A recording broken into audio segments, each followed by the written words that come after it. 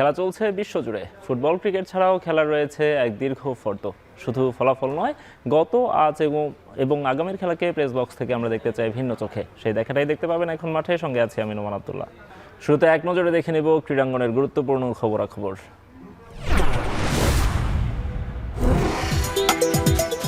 চূড়ান্ত হলো Bangladesh Australia test সিরিজের সূচি। আগস্টে টেস্ট চ্যাম্পিয়নশিপের দুটি ম্যাচ খেলবে দুই দল। 23 বছর পর অস্ট্রেলিয়ায় টেস্ট খেলার আমন্ত্রণ পেল টাইগাররা।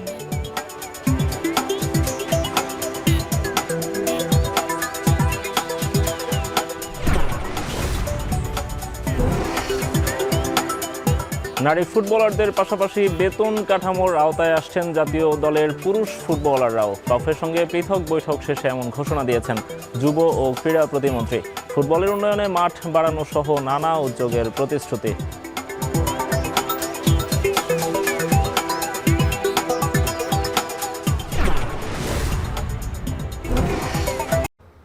দর্শক, দেখছিলাম ক্রীড়াঙ্গনের আজকের দিনের গুরুত্বপূর্ণ খবরাখবর। আজকে আমরা আলোচনা করব ফুটবলে যে বদলের হাওয়া বইছে সেটি নিয়ে।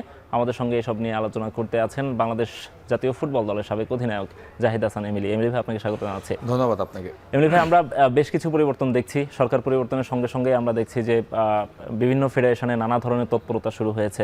সবগুলো ফেডারেশনকে নিয়ে যুব ক্রীড়া প্রতিমন্ত্রী যিনি নির্বাচিত হয়েছেন তিনি বসেছেন। গতকাল আমরা দেখলাম আলাদা করে ফুটবল ফেডারেশনের সঙ্গেও তিনি বসেছেন এবং সেখান থেকে নানা ধরনের পরামর্শ এসেছে, নানা উদ্যোগের কথা এসেছে। সাবেক ফুটবলার একজন যখন মন্ত্রণালয়ে থাকেন বা এই স্পোর্টসের দায়িত্বে থাকেন, তখন কি ফুটবলের জন্য আশাটা আরও বেশি বেড়ে যায় কিনা? আপনিও ফুটবল খেলেছেন অনেক বছর ধরে। ধন্যবাদ আপনাকে। আমি শুরুতেই আসলে এখন টিভির মাধ্যমে আমিনুল ভাইকে অভিনন্দন জানাতে চাই। এর আগেও জানিয়েছি।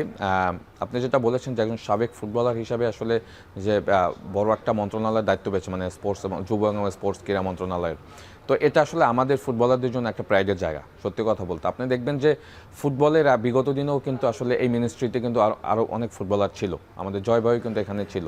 বাট আমার কাছে যেটা মনে হয় যে আমিনুল ভাইকে কাজ করার যে ফ্রিডমটা, সেটার জন্য আমরা যেন তাকে ডিস্টার্ব না করি কাজগুলিতে। আমি বিগত দিনেও দেখেছি যেটা সত্যি কথা যে এই মিনিস্ট্রিতে যখন দায়িত্ব পালন করে তখন আসলে আমরা যারা প্লেয়ার রয়েছি বা আশেপাশে যারা মানুষ রয়েছে তারা যেন তাকে ফ্রিডমটা দেই কাজ করার জন্য। হ্যাঁ, সে যেন ফ্রিলি কাজ করতে পারে। এবং আমি জানি এটা যে তার কাছে একটা বড় প্ল্যান রয়েছে।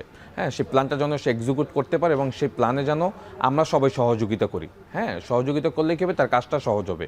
হ্যাঁ, তার কাজের ভিতরে যদি কোনো রকম ব্যাঘাত আমরা না ঘটাই, হ্যাঁ, তখন কিন্তু সে তার যে প্ল্যানগুলি, সে যে ইশতেহারগুলি দিয়েছে, যে সে প্ল্যানগুলি নিয়ে এগোতে চায়, সেই কাজগুলি কিন্তু সে ডে বাই ডে করতে পারবে। এবং আমার কাছে মনে হয় যে আমরা স্পোর্টসের মাধ্যমে তার যে কথাগুলি সেটা আমরা একটা ভালো জায়গায় সে নিয়ে যেতে পারবে।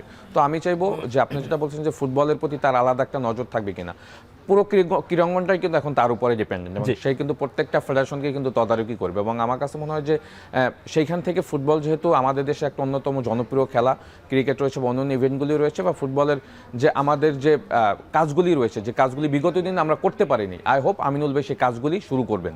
হ্যাঁ, ডেভেলপমেন্টের জায়গা থেকে। কারণ আমরা সবসময় কিন্তু কথা বলি যে আসলে আমাদের ফুটবলে কোন কোন জায়গাগুলি নিয়ে কাজ করলে আমরা ফুটবল ডেভেলপমেন্ট হতে পারবো, এবং আমিনুল ভাই কিন্তু তার প্ল্যানের একটা বড় অংশ রেখেছে কিন্তু ডেভেলপমেন্টের জায়গা।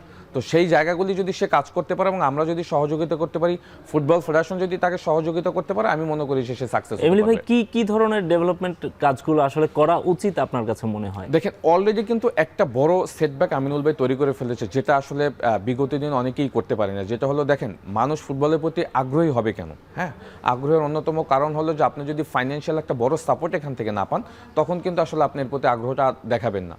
ক্রিকেটের প্রতি মানুষের আগ্রহ কেন? আপনি জানেন যে একটা ক্রিকেট প্লেয়ার হলে তখন আপনার একটা ফাইন্যান্সিয়াল আপনার একটা বড় সাপোর্ট আপনি পাবেন, সেটা নিয়েই কিন্তু আপনি আপনার ক্যারিয়ারটাকে ক্রিকেটের দিকে নিয়ে যান। ফুটবলে কেন নেবেন? আমিনুল যেটা বলেছে, দেখেন, নারী এবং ফুটবল ছেলেদের দুইটা ক্যাটাগরিতে কিন্তু সে একটা বেতন কাঠামো কিন্তু তৈরি করে ফেলছে। নট অনলি ফুটবল, প্রত্যেকটা ইভেন্টেই কিন্তু সে ক্রীড়া মন্ত্রণালয় থেকে তাদেরকে স্যালারি সিস্টেম দেওয়া হবে।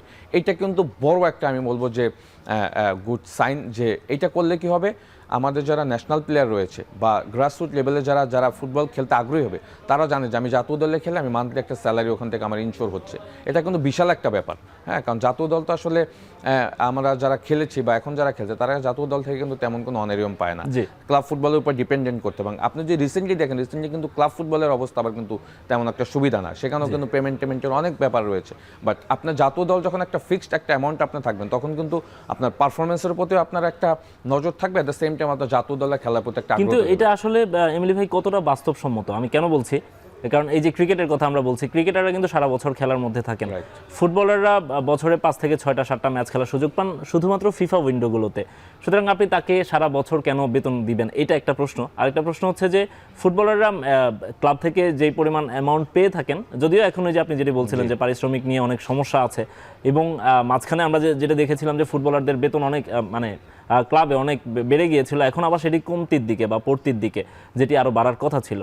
তো আসলে এটা কি বাস্তবসম্মত কিনা বা ফুটবলারদের ক্ষেত্রে এটা সুযোগ আছে কিনা? দেখেন, হয়তো অ্যামাউন্টটা কত হবে সেটা আমি জানি না, বাট এটা ইটস এ জাতীয় দলে খেলা ইটস এ প্রাইডের ব্যাপার। হ্যাঁ, ওইখান থেকে কিন্তু আমি 12-13 বছর জাতীয় দলে খেলেছি, কোনোদিন আসলে স্যালারি সিস্টেমের ভিতরে থাকতে পারিনি, এখন বর্তমান প্লেয়ারও নেই। বাট আমিনুল ভাই যেটা করে দেখেছে এটা হলো যে ইন ফিউচার প্লেয়ারদের আসলে তাদের ভবিষ্যৎ টার্গেটের একটা ব্যাপার নিয়ে, হ্যাঁ, এটা হলে আমি যেটা বললাম যে যারা আপকামিং প্লেয়ার আছে তাদের জন্য তারা একটা দিক নির্দেশনা পাবে। হ্যাঁ, আমি জাতীয় দলে খেললে আমি জাতীয় দল থেকে একটা বড় অঙ্কের হয়তো একটা অ্যামাউন্ট পাবো, বা আমি একটা মান্থলি স্যালারি পাবো। বাট আপনি যেটা বলছেন এটাও গুরুত্বপূর্ণ যে আমরা বছরে কয়টা ইন্টারন্যাশনাল ম্যাচ খেলি, বাট আপনি যদি ওই জায়গাটা দেখেন, সেইটার থেকে বড় ব্যাপার হলো যে আপনার কমিটমেন্টটা কিন্তু থাকবে। আপনি যখন জানবেন যে আপনি জাতীয় দল থেকে প্রত্যেক মান্থলি একটা স্যালারি পাচ্ছেন, তখন আপনি জাতীয় দলের ক্ষেত্রে যখন পারফরমেন্স করতে যাবেন, তখন কিন্তু আপনার কমিটমেন্টটা অটোমেটিক চলে আসবে।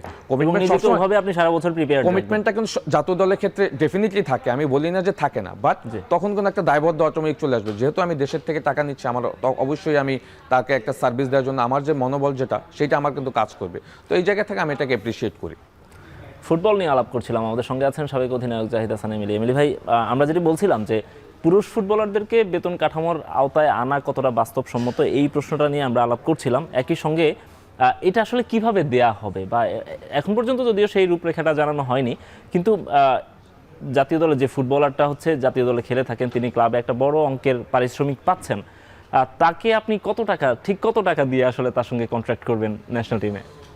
না, অ্যামাউন্টটা আসলে এখানে তেমন একটা জরুরি আমি দেখছি না, বাট এটা তো আপনাদের যারা সিনিয়র জাতীয় দলে খেলছে তাদেরকে তো আসলে আপনি একটা হাইস্ট লেভেলে অ্যামাউন্ট না দিয়ে খুশি করতে পারবেন না। হ্যাঁ, কারণ আপনি যদি ক্রিকেটের সাথেই কম্পেয়ার করেন, ক্রিকেটার আসলে মান্থলি যে স্যালারিটা পায়, ফুটবলের সাথে তো আসলে তার ডিফারেন্সটা অনেক থাকবে। হ্যাঁ, কারণ আপনি যদি এখানে, আমি যেটা দেখলাম যে 44 জন প্লেয়ার ছেলে এবং মেয়েদের লিস্ট চেয়েছে, তো তাদের একটা অ্যামাউন্ট দিতে গেলে কিন্তু সেখানে কিন্তু অনেক ফাইন্যান্সিয়াল একটা বড় অ্যামাউন্ট তৈরি হয়। তো সেখান থেকে আমি জানি না, এটা মন্ত্রণালয় হয়তো ঠিক করবে, বাট আপনি যেটা বলেছেন যে এটা দেওয়ার পক্ষে আমি, বাট এটা যদি আরেকটু অন্যভাবে চিন্তা করা যেত, যদি আপনি দেখেন আমাদের যে এজ ভিত্তিক দলগুলি রয়েছে, লাইক আন্ডার 17, 16 বা 20, হ্যাঁ, গ্রাসরুট মানে যারা এজ লেভেলে, তাদেরকে যদি উৎসাহিত করা যেত, এই স্যালারি সিস্টেমটা যদি তাদের ভিতরে নেওয়া যেত, আমার কাছে মনে হয়, কারণ তাদের অন্য কোনো ইনকাম সোর্সও নেই, কিন্তু তারা আমার মনে হয় যে ইন ফিউচার আর বেশি উৎসাহী হতো। বাট আমি পজিটিভলি দেখি, এখন পর্যন্ত যেভাবে আমিনুল ভাই এগিয়ে যাচ্ছে সবকিছু পজিটিভলি আমার কাছে মনে হচ্ছে।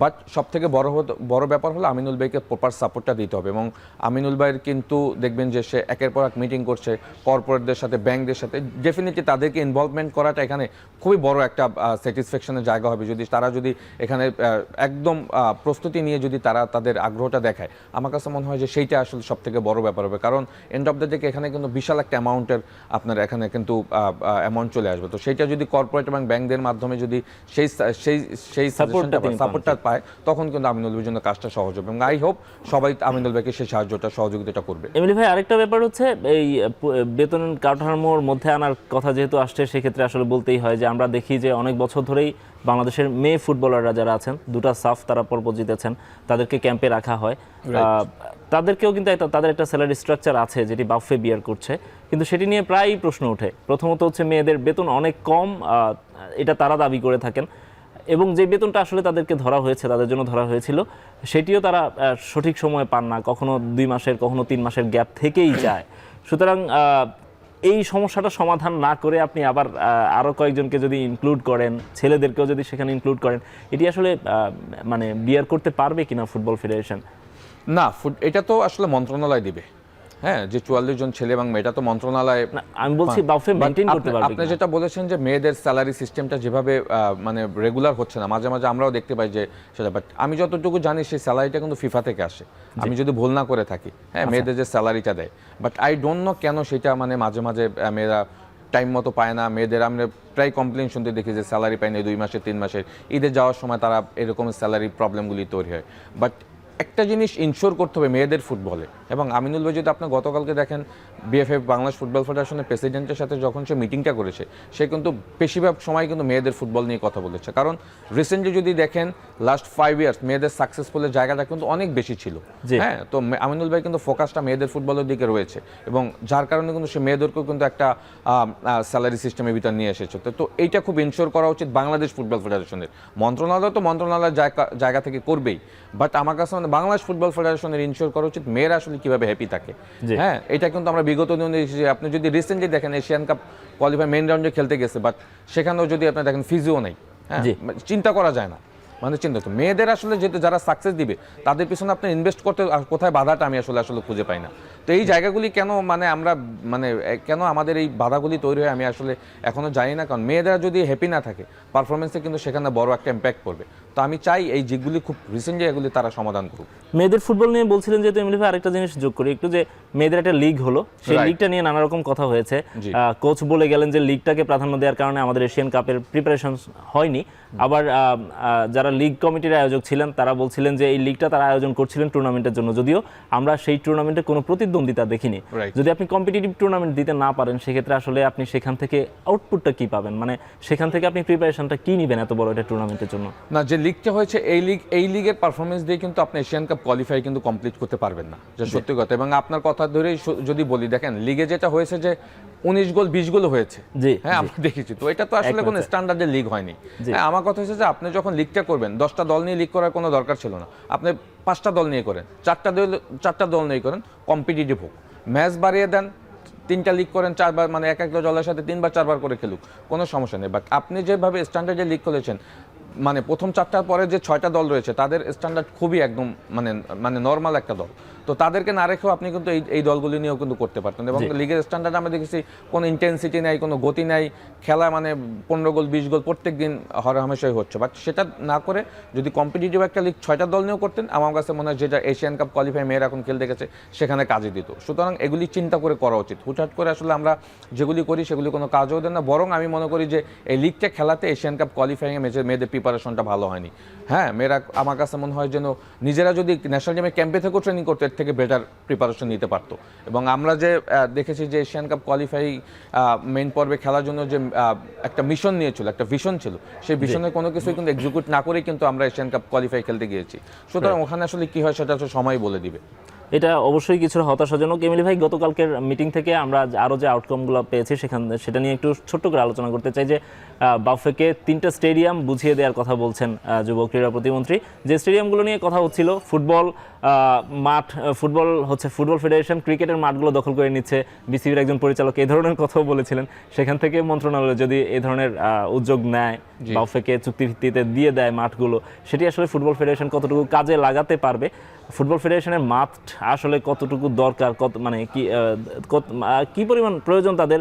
এবং একই সঙ্গে বাংলাদেশে যে ক্লাব ফুটবল হয় সেই ক্লাব ফুটবলকে আসলে অন্যান্য শহরগুলোতে, অন্যান্য সিটিগুলোতে, অন্যান্য স্টেডিয়ামগুলোতে ছড়িয়ে দেওয়ার সুযোগ আছে কিনা, সুযোগ পাবে কিনা এসবের মাধ্যমে ফেডারেশন? দেখেন, আনফর্চুনেট একটা কথা বলতে হয়। হ্যাঁ, আমাদের দেশে ফুটবলের কিন্তু স্পেসিফিক কিন্তু তাদের নিজস্ব কোনো মাঠ নেই। জি, আপনি যদি দেখেন পার্সোনাল ফুটবল ফেডারেশনের কোনো মাঠ নেই। সারা পৃথিবীতেই দেখবেন এক একটা দেশের এক একটা পার্সোনাল মাঠ থাকে ফুটবলের জন্য, ডেডিকেটেড মাঠ থাকে ফুটবলের জন্য। ফুটবল ফেডারেশনে কিন্তু সেই মাঠটা লাস্ট 20 বছর বা 15 বছরে কিন্তু তার একটা মাঠ করতে পারেনি। চাইলেই কিন্তু করা যেত, যদি আপনার ইচ্ছা থাকতো আপনি কিন্তু মাঠ করতে পারতেন। ক্রিকেট যেমন পূর্বাচল একটা মাঠ করে ফেলতেছে, হ্যাঁ, তাদের ইচ্ছা ছিল শেরেবাংলা স্টেডিয়ামটা তারা নিজেরাই ইউজ করছে। সুতরাং এরকম একটা মাঠ যদি আপনি জায়গা নিয়ে করতেন, এতদিন কিন্তু আসলে একটা নিজেদের মাঠ হতো। এবং মন্ত্রণালয় যেটা করেছে সিলেট, চিটাগং এবং কমলাপুর 3টা মাঠ, হ্যাঁ 3টা মাঠকে কিন্তু বরাদ্দ দিয়েছে ফুটবল ফেডারেশনকে। এটা কিন্তু চুক্তিভিত্তিক, it's not a permanent. Permanent. হ্যাঁ, আবার যখন তাদের মাঠ লাগবে তাদের কিন্তু দিয়ে দিতে হবে। হ্যাঁ, মানে বাট ফুটবলের জন্য ডেডিকেটলি দিয়ে দিচ্ছে, বাট মাঠ কিন্তু আরও অনেক বেশি দরকার।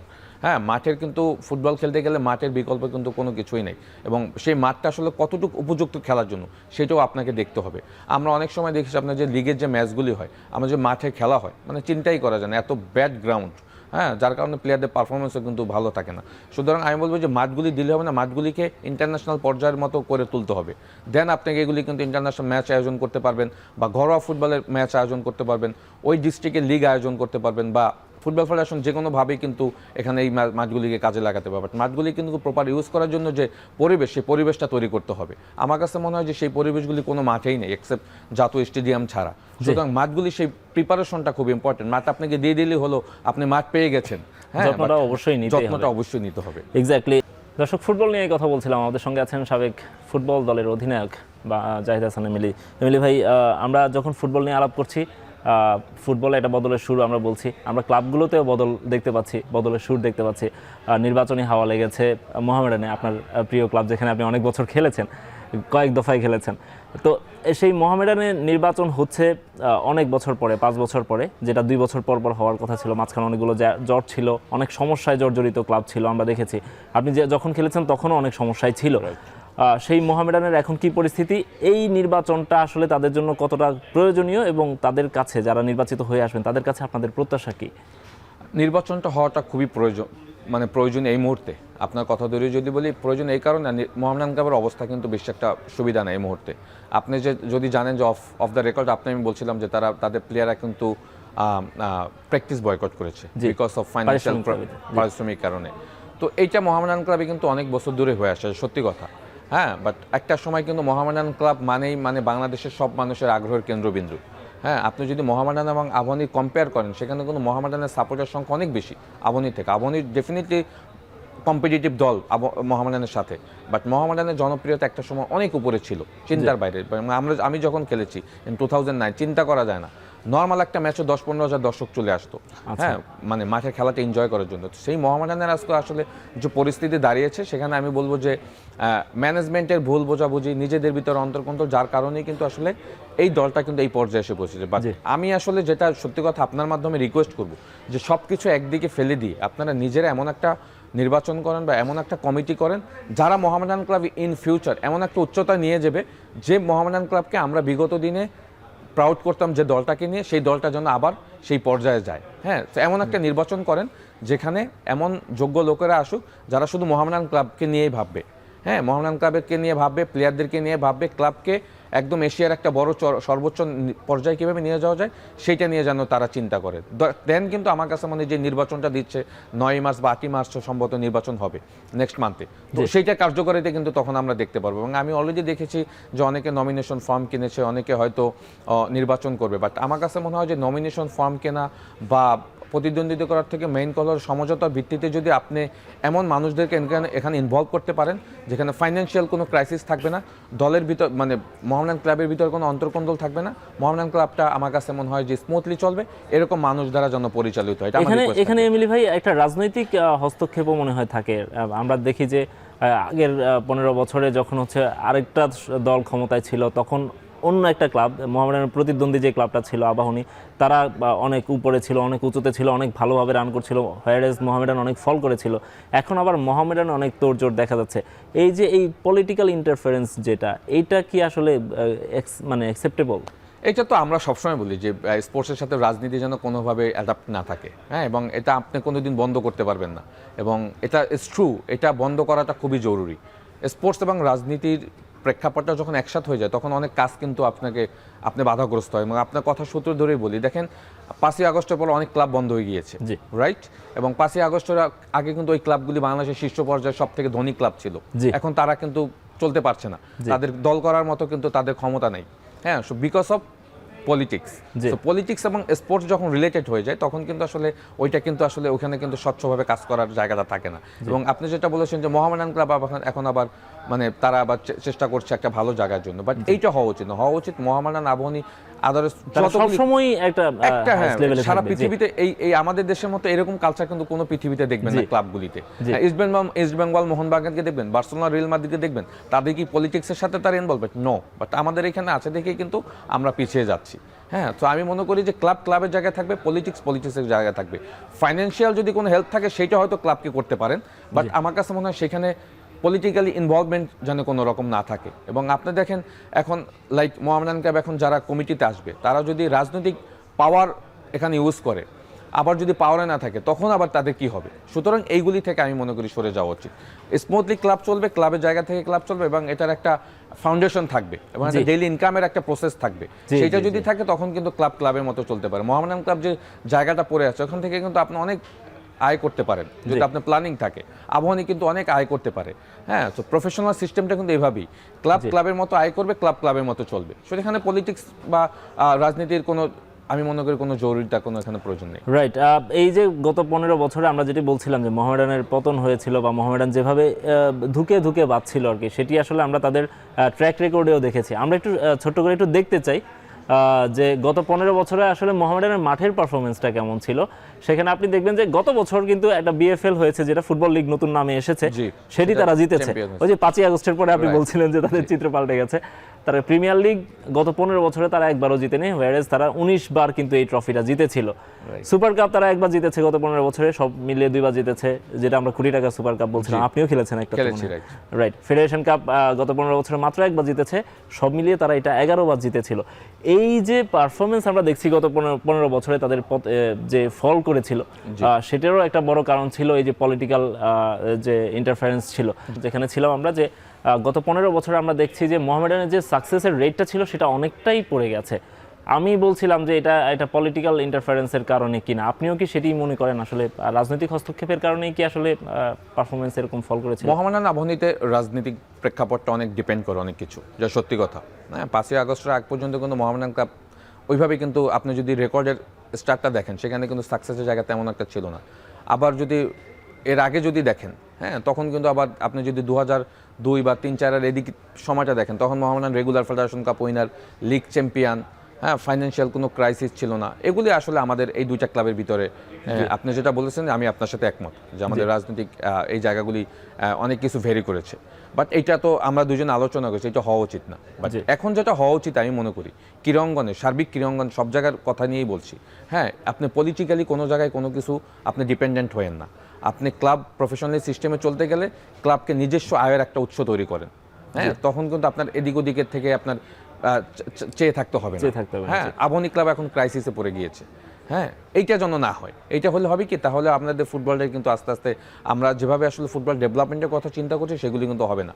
হ্যাঁ, সুতরাং এখানে আমি মনে করি sports ministry, Bangladesh football federation, cricket board বা যে যত স্পোর্টস আছে সবাই যেন আসলে আমরা এমনভাবে আসলে একটা ভিত তৈরি করি যেখানে আসলে তারা তাদের নিজস্বতার মাধ্যমেই তারা আসলে তাদের পরিচয়টা ধরে রাখে। কিন্তু নিজস্বতার কথা যেহেতু বলছিলেন, নিজস্ব আয়ের রাস্তা খোঁজার কথা বলছিলেন আমিল ভাই, এর মধ্যে আমরা দেখেছি যে মোহামেডান ক্যাসিনো স্থাপন করেছিল তাদের ক্লাবের মধ্যে, তাদের ক্লাব প্রিমাইজের মধ্যে। এইটা কি হওয়া উচিত কিনা? মানে যে কোনো পদ্ধতিতে আপনি টাকা পেলে হবে। আমি তখন মোহামেডানে খেলি এবং সেটা যেটা হয়েছে সেটাও কিন্তু পলিটিক্যাল ইনভলভমেন্টের মাধ্যমে হয়েছে। মোহামেডান ক্লাবে তখন যারা কমিটি ছিল তারা কিন্তু এটা করতে চায়নি। হ্যাঁ, আমি স্পষ্টভাবে দিই, তখন লোকমান ভাই ছিল, লোকমান ভাই স্পষ্টভাবে না করেছিল যেখানে কোনো কিছু করা যাবে না। বাট লোকমান ভাই চাচ্ছিল না যে এটা ওখানে হোক, বাট সামহাও এটা ওখানে হয়ে গেছে। সেখানেও কোনো পলিটিক্স ইনভলভমেন্ট ছিল। হ্যাঁ, তারা বাধ্য করা হয়েছিল। সুতরাং এই জিনিসগুলি আমি মনে করি যে এইগুলি তো কোনোভাবেই অ্যালাউ করা উচিত না, কোনোভাবেই না।